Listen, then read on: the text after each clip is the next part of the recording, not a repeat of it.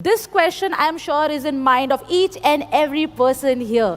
What is a typical day at the NDA? I would start by saying that every day is not just every day. You see different things. But the typical schedule starts that every cadet gets up at 500 hours to start by preparing your rigs because uniform is an essential part of a defense personnel. After that, the whole squadron musters in the SCON parade ground for reciting the NDA prayer and honor code, which is followed by ODT, that is outdoor training, which can be PT, drill, or academics. After that schedule, you go, change, have your breakfast, and you proceed for classes. During the tenure of 3 years of training, we are also pursuing a bachelor's degree.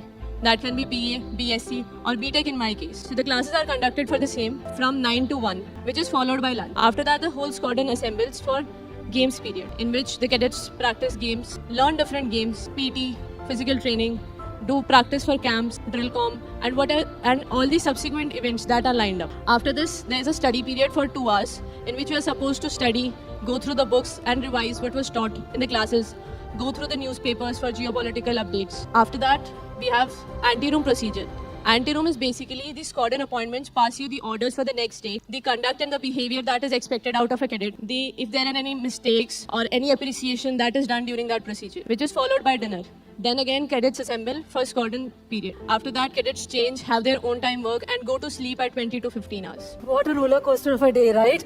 I mean, I'm just tired hearing of it, but I've understood one thing, that NDA every day is day of adventure and excitement, right?